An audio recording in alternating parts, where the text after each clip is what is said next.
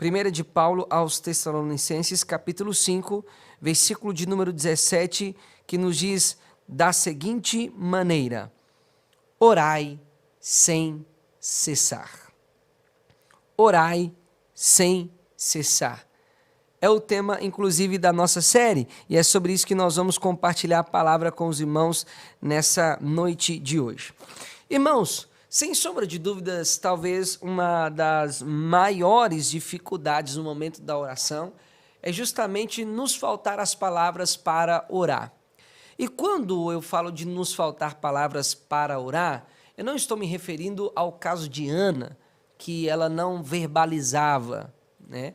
Ela tinha palavras para orar, ela estava colocando os seus pedidos diante do Senhor, porém ela não estava verbalizando, ela estava falando com Deus, ainda que ela não estivesse verbalizando. Mas muitas vezes nós deixamos de orar por nos faltar motivos para orar. Parece que chega um momento em que você já orou por tudo que deveria orar e já não sabe mais o que dizer na oração ou o que falar na oração. Então, como cumprir essa palavra que nos diz orar sem cessar? E é claro que orar sem cessar se refere a nós aproveitarmos todas as oportunidades de oração para nós buscarmos a face do Senhor. Mas como fazer isso, sendo que um grande obstáculo para nós, ou uma grande barreira para nós, é justamente sobre, mas pelo que devo orar? Parece que quando eu oro, me faltam as palavras, me falta algo para, argumentar com o Senhor, para dialogar com Ele. E se tem uma coisa que é uma sensação estranha, é quando você começa a conversar com alguém e de repente o assunto acaba. Você começa a conversar com alguém e de repente o papo acaba e fica aquele vácuo, aquele lapso assim na conversa e ninguém sabe o que dizer um com o outro, né? E como resolver esse tipo de problema? E eu penso que muitas vezes não é que nos faltam palavras para orar ou motivos para orar, mas é porque às vezes a gente não norteia a nossa oração através do que as Escrituras nos ensinam sobre a oração. Nós poderíamos listar aqui muitos motivos para orar. Deixa eu pontuar pelo menos 3 aqui de forma bem rápida e depois a gente vai lidar com outros de forma mais detalhada.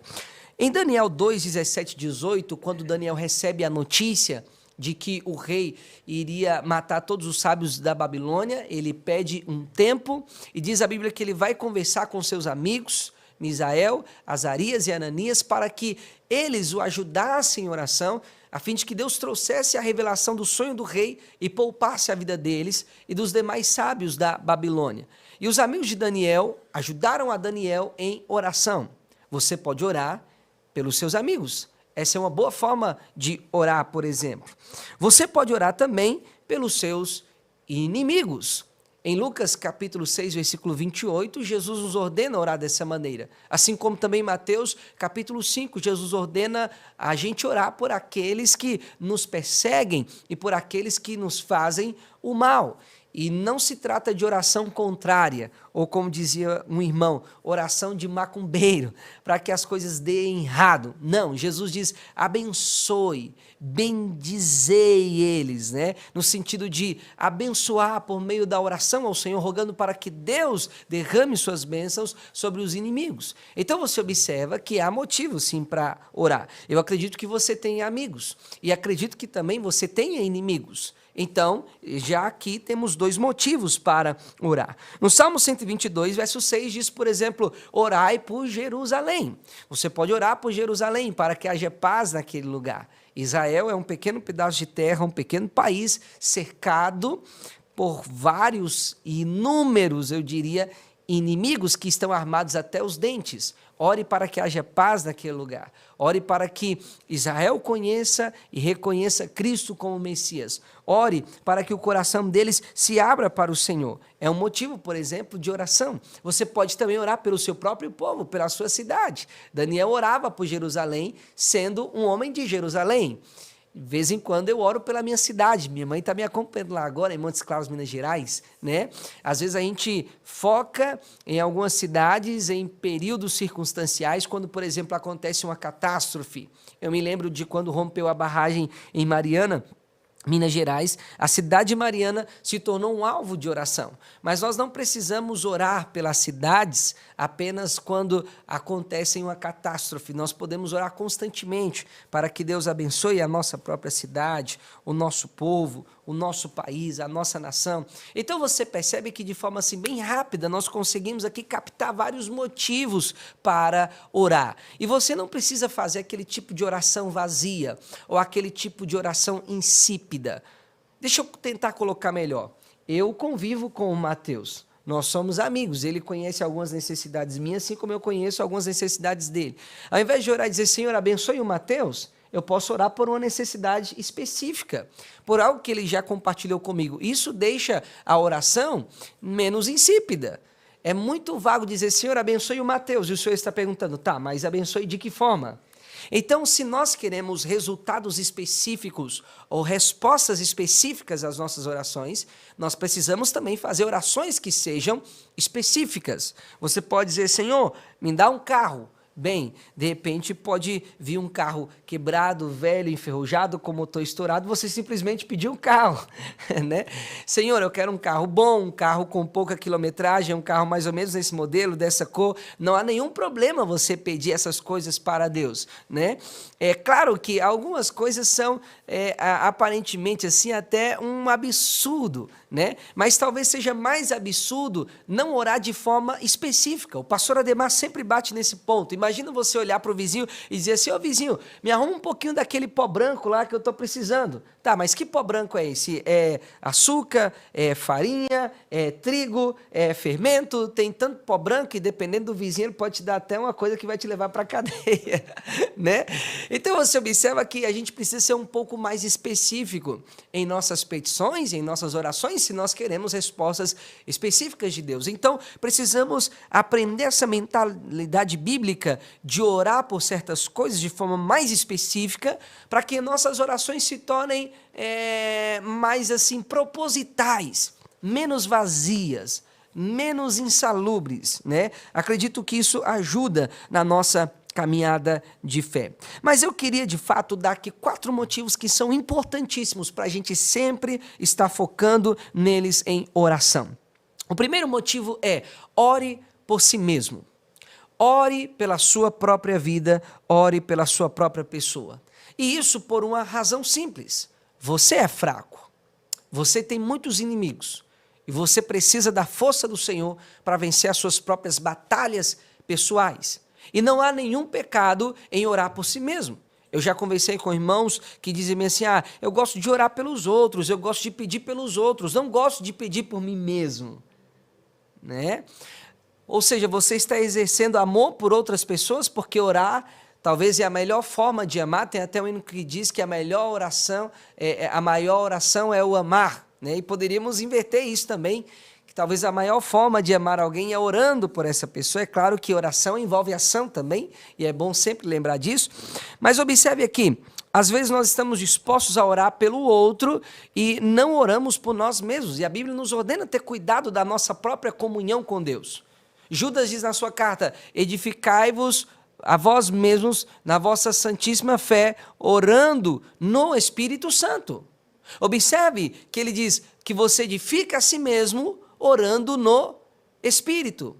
O apóstolo Paulo diz que aquele que fala em línguas sem interpretar, ele edifica a si próprio. Paulo diz a Timóteo, cuida de ti mesmo.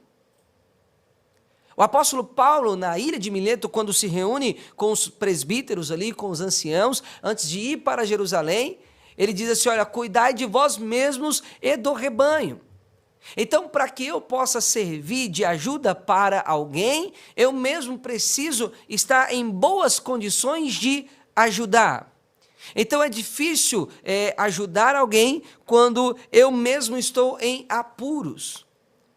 Você entende isso? Nós temos que estar abastecidos espiritualmente, nutridos pela força do Senhor, para que possamos alcançar outras pessoas. Nós precisamos de orar por nós mesmos.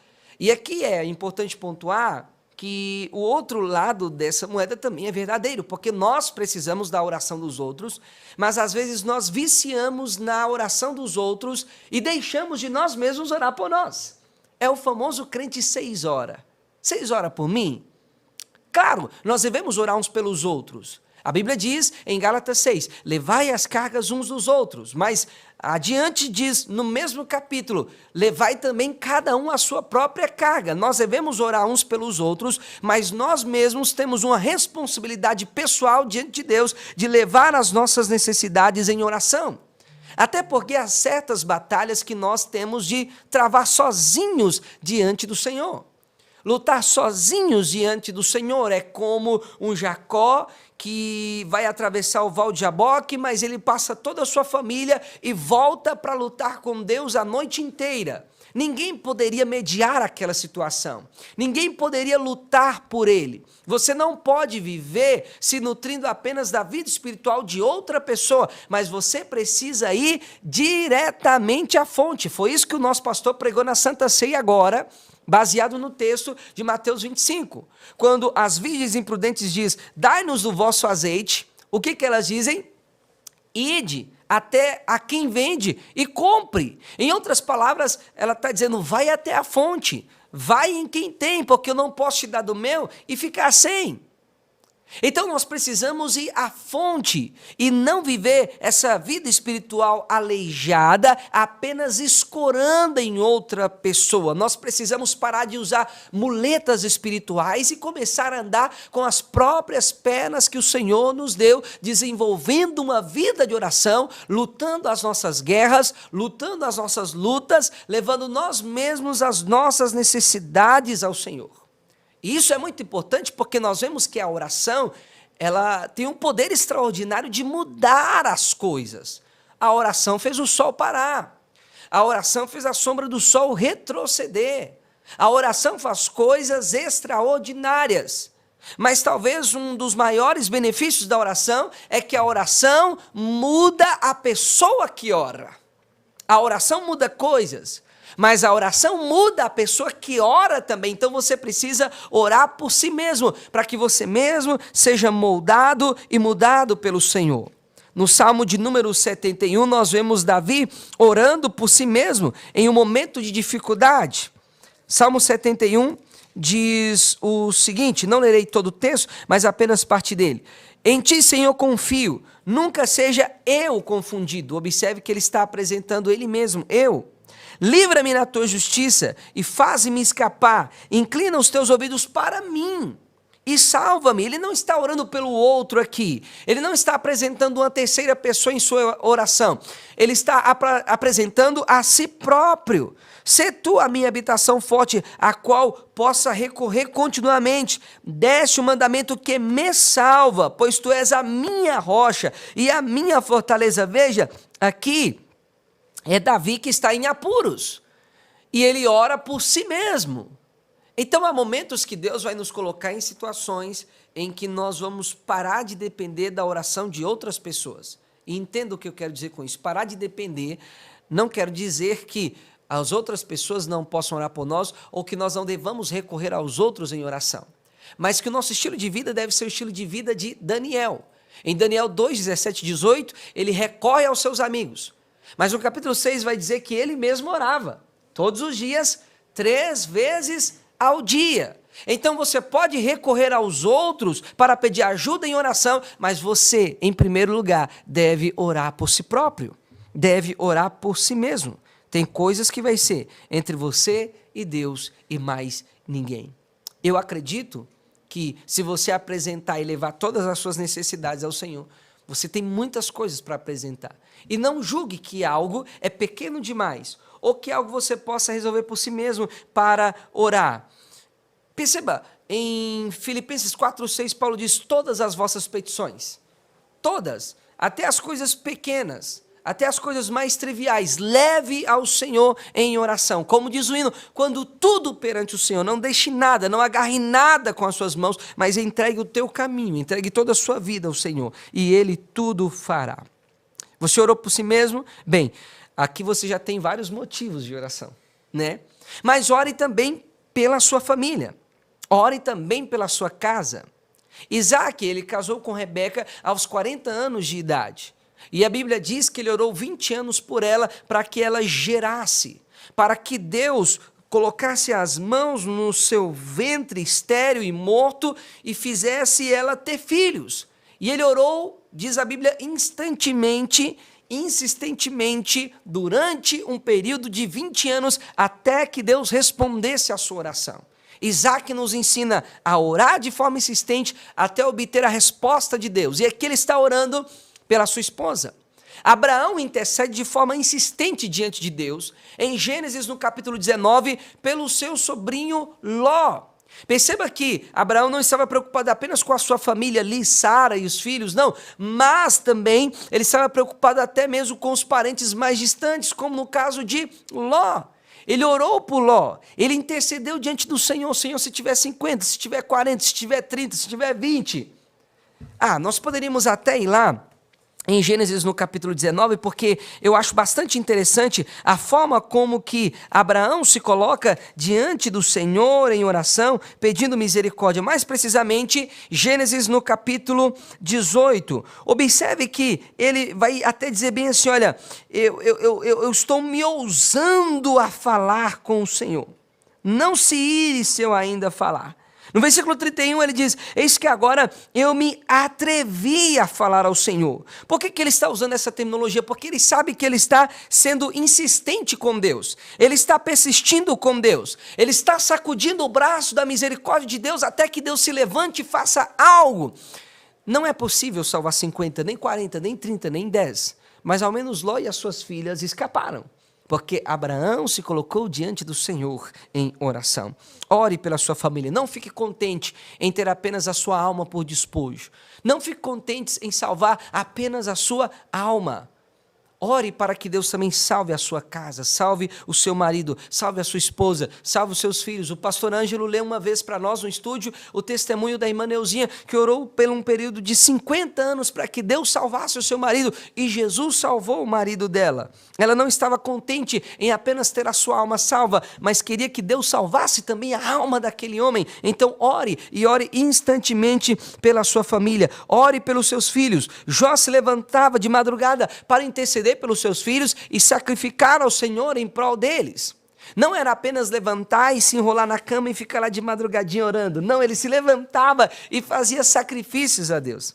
Eu trouxe um livro aqui para mostrar para os irmãos uma citação, o livro Susannah Wesley e sua influência na vida de John Wesley, de Ronald Grip Donato. Esse livro aqui foi o primeiro livro, irmão Mateus, que eu li nesse ano de 2023. E há duas citações aqui que são trocas de cartas entre Susannah e John Wesley. E ela diz coisas interessantes a respeito da sua oração a Deus em prol do seu filho. Na página 172 diz o seguinte, abre aspas, ela chama ele carinhosamente de Jack. Querido Jack, a conclusão de sua carta está muito gentil. Que você era sempre obediente e sei muito bem. Mas me conheço, melhor dizendo, bastante para descansar satisfeita com uma parte de seu afeto. Realmente seria injusto de minha parte desejar o amor de qualquer um. E ela diz, o que eu quero e desejo são suas orações. Não cessarei, enquanto viver, de pedir a Deus Todo-Poderoso para te abençoar. A Deus. Olha o que a mãe está dizendo. Susannah escreve a John Wesley e diz, o que eu quero e desejo são as suas orações. Ao mesmo tempo que ela diz, eu não me canso de orar por você. Me parece até Paulo dizendo a Timóteo, não cesso de orar por você e de me lembrar das suas lágrimas. Em outra carta de 27 de novembro do ano de 1735, ela diz o seguinte para ele, abre aspas, ainda uma coisa frequentemente me aborrece, e apesar de que, enquanto estivermos presentes com o corpo, estaremos ausentes do Senhor, todavia não tenho nenhum gosto, nenhum prazer em qualquer coisa que o mundo chama de prazer. Contudo, desejo ir para casa em razão do que deveria fazer. Isso frequentemente me choca.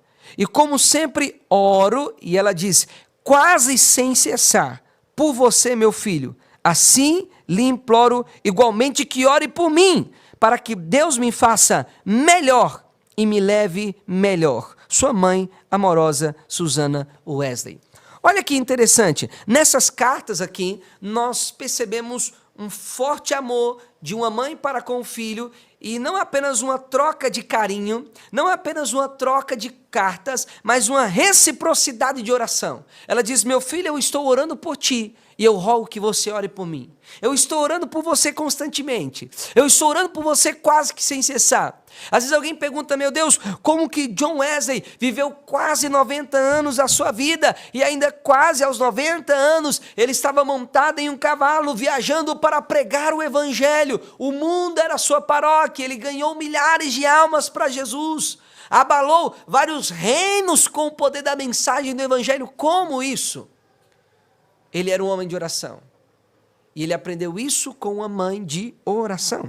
Uma mãe que sempre estava orando pelo seu filho. Então, ore pela sua família, ore pelo seu marido, ore pela sua esposa, ore pelos seus filhos. Não importa quão depravado eles sejam, não importa quão maligno eles sejam, não importa o quão mal eles sejam, Deus é poderoso para despedaçar corações endurecidos pelo poder da oração. Então, continue orando, continue clamando, continue pedindo ao Senhor. Agora eu fico duplamente alegre porque o Isaac acaba de chegar aqui. Olha, o Isaac é um dos nossos integrantes do coral de adolescentes, nosso tecladista, né? E ele está aí firme e forte, né, Isaac? Chegando da aula agora, né? Eu falei com ele, que privilégio fazer aula com o próprio pai, né? Imagina, fazer aula com o próprio diácono Maicon, que bênção. Deus abençoe o Isaac, juntamente com o irmão Mateus, que estão aqui conosco. Então, ore por você mesmo, ore pela sua família. Em terceiro lugar, ore pela igreja. E nós podemos começar pelos obreiros.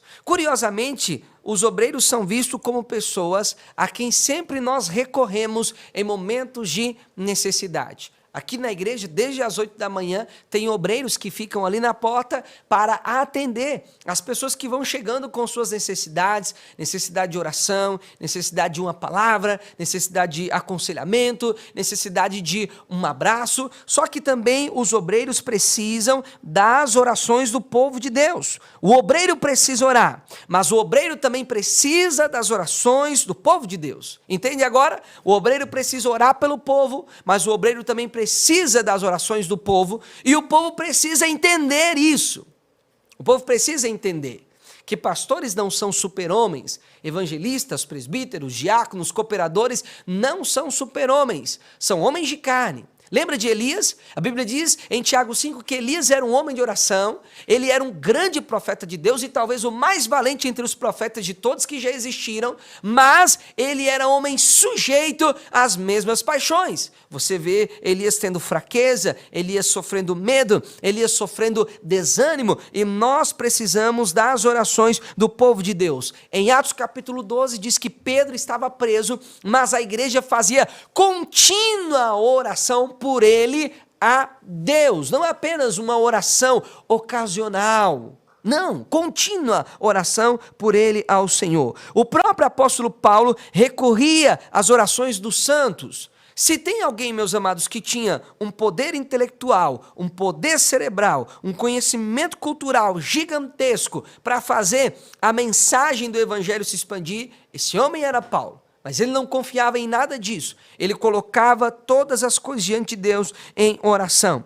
E isso serve para nós, obreiros, entendemos que uma quantidade grande de conhecimento não diminui a nossa necessidade de oração. Você pode ter uma grande bagagem intelectual, você pode ter uma grande bagagem cultural, mas isso não atenua a necessidade de orar. Nós precisamos desesperadamente de orar. E precisamos desesperadamente das orações da igreja. Olha Charles Spurgeon, o príncipe dos pregadores. Conta-se, não sei se é verdade, mas acredito que seja, que havia debaixo do púlpito da sua igreja um porão, onde havia irmãos ali que estavam constantemente orando por ele, para que a sua pregação tivesse efeito. Nós gostamos de falar de Spurgeon, o príncipe dos pregadores, mas havia príncipes anônimos em oração diante de Deus, debaixo do púlpito, para que a mensagem que ele pregava pudesse alcançar os corações. Ainda que em 1 Tessalonicenses, nós lemos o capítulo 5, versículo 17. No capítulo 5, versículo 25, Paulo diz: irmãos, orai por nós.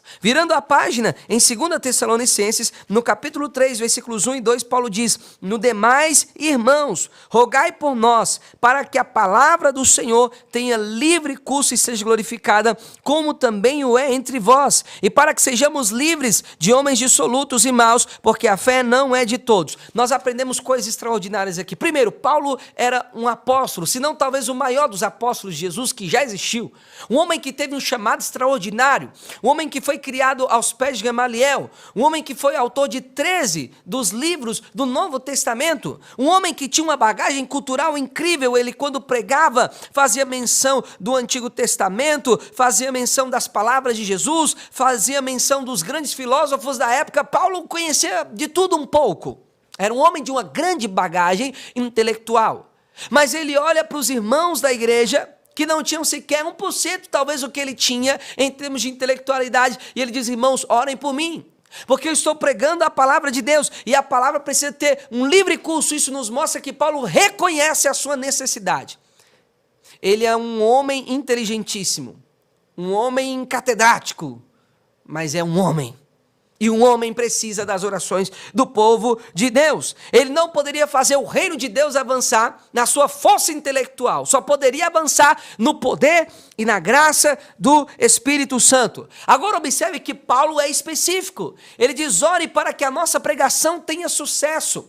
Ore para que Deus nos livre dos opositores que querem nos fazer mal no meio do caminho. Veja que ele não pede oração de forma ambígua, como que diz: ore por mim.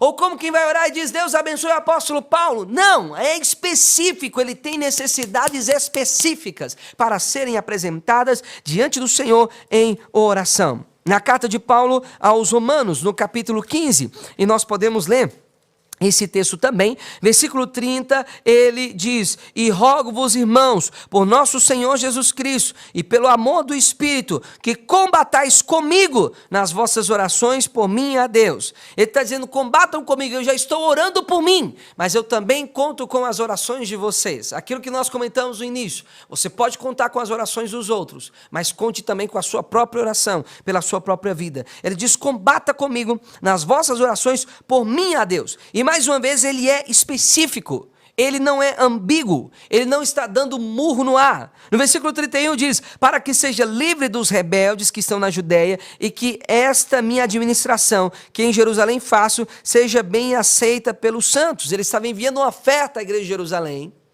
e ele está dizendo: eu preciso ser bem recebido por eles. Você está entendendo? Paulo, ele é específico nos seus pedidos de oração. 2 Coríntios também, no capítulo 2, versículo 11, Paulo dirige mais um pedido à igreja de Corinto, para que a igreja intercedesse por ele, para que a igreja clamasse ao Senhor por ele. Em Colossenses, Paulo ora para que a palavra de Deus tenha livre curso entre os gentios. Vamos lá? Colossenses, no capítulo 4, versículo 2 diz: perseverai em oração, velando nela com ação de graças, orando também juntamente por nós, para que Deus nos abra a porta da palavra, a fim de falarmos do mistério de Cristo, pelo qual também estou preso.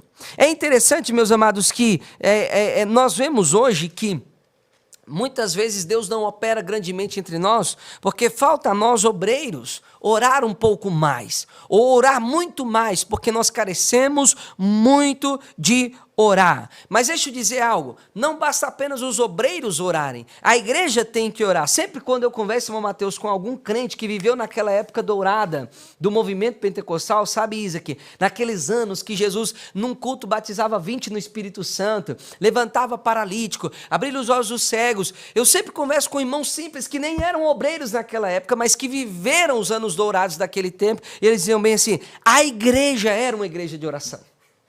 A igreja era uma igreja de oração. Então não adianta também os obreiros levarem a igreja nas costas. A igreja deve ser uma igreja de oração. Os obreiros devem orar pelo povo. Os obreiros precisam das orações do povo. Ore pela igreja, ore pelos obreiros e ore também por todos os santos. Efésios, no capítulo 6, versículo 18, Paulo também dá essa palavra: orando em todo o tempo, com toda oração e súplica no Espírito, e vigiando nisto com toda perseverança e súplica por todos os santos. Ore pela igreja de Cristo, ora para que o reino de Deus avance na terra. Ore pelos irmãos que estão sendo perseguidos. Eu recebi hoje uma mensagem de uma notícia que vi há dias atrás de uma criança de 2 anos que foi presa na Coreia porque os seus pais foram pegos com um exemplar da Bíblia, né? É um motivo de oração muito específica. É algo que está longe de nós, é algo que está geograficamente distante de nós, mas é algo específico pelo qual nós podemos orar por todos os santos, cumprindo a palavra de Efésios, no capítulo 6, versículo 18. Olha, se nós orássemos por tudo isso aqui que eu comentei, já daria muito mais do que 1 hora de oração. Né? São muitas necessidades. E olha que eu nem estou incluindo aqui todas as necessidades. E para encerrar, que eu já quero finalizar com vocês, ore também pelas autoridades. Ore pelas pessoas que estão em alguma posição de eminência, pois a Bíblia diz que as autoridades foram constituídas por Deus. Paulo orienta isso a Timóteo, em 1 Timóteo capítulo 2, versículos 1 e 2, ele diz, antes de tudo, se façam orações, intercessões, súplicas em favor de todos os homens, e ele diz, ore pelos reis, ore pelos governantes, ore por aqueles que estão em eminência, para que nós tenhamos uma vida quieta e sossegada. No Antigo Testamento, em Êxodo, a Bíblia diz que por várias vezes Moisés orou por Faraó. Você vê no livro de 1 Samuel, Samuel intercedendo por Saul, aquele homem que, embora rejeitado por Deus, mas Samuel ainda orava por ele. No tempo de Esdras, o rei Dário, ele dá cartas aos governadores da além do rio, Tatenai e Setar-Bozenai, dizendo para eles, olha, dei a Esdras e aos judeus tudo o que eles precisam para construir a casa do Senhor, para adorar ao Senhor. E em Esdras 6:10 ele diz, para que eles também orem pelo rei e orem pelos filhos do rei. Se você olhar o Salmo de número 72, nós lemos o 71 agora há pouco, em que Davi ora por si mesmo. O Salmo 72 é uma oração por Salomão. É claro que ali prefigura o Messias, mas se você observar, o texto é uma oração em prol do rei.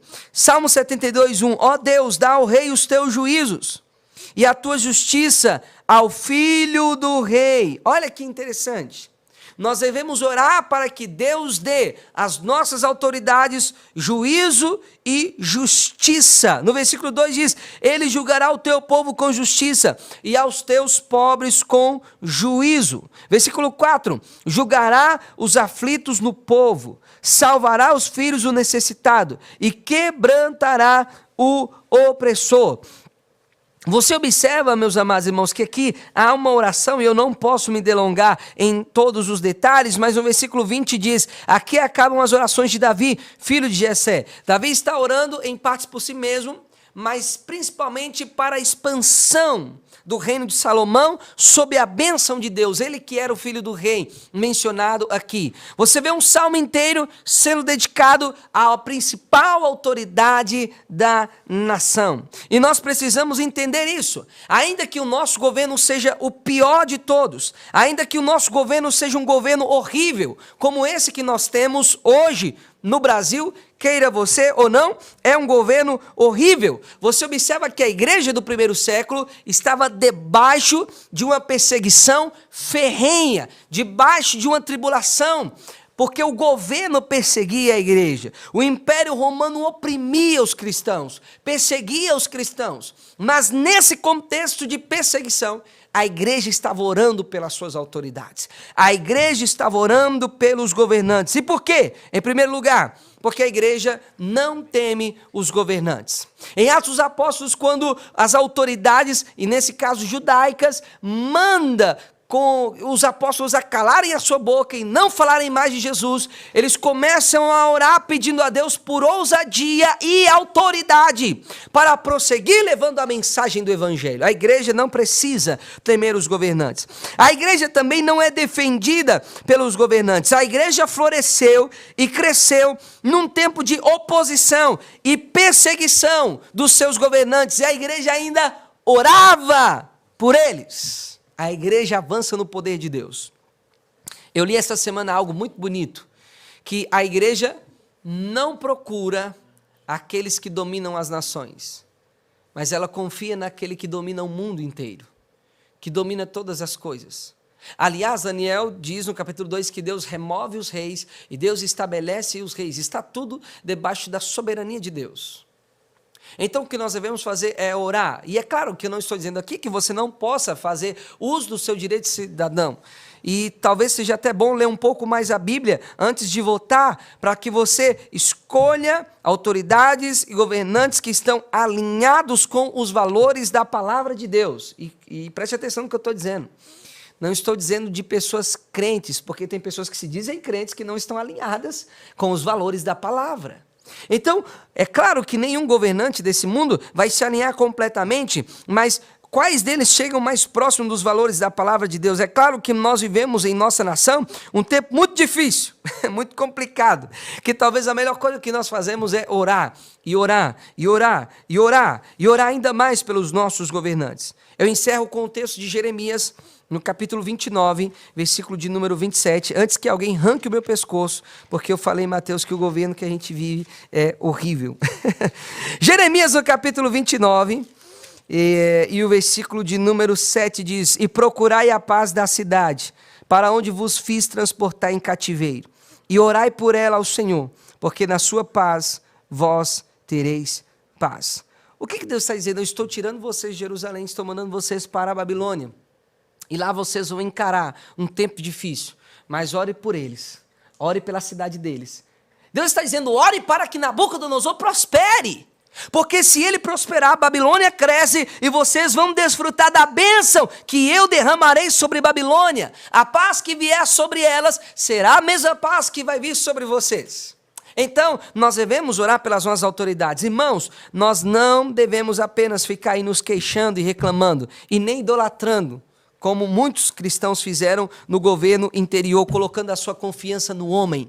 Coloque a sua confiança em Deus, coloque a sua confiança no Senhor, e oremos sempre pelas nossas autoridades, é o que nos ordena a palavra de Deus. O apóstolo Pedro escreveu a sua segunda carta, se eu não me engano, num período de intensa perseguição, por volta ali do ano 64 depois de Cristo, quando Nero estava colocando os cristãos como tochas vivas, como verdadeiros postes de luz, para encandecer a cidade de Roma durante a noite, iluminar a cidade. Era uma perseguição intensa contra os cristãos. Foi nesse contexto que ele diz, temei ao rei.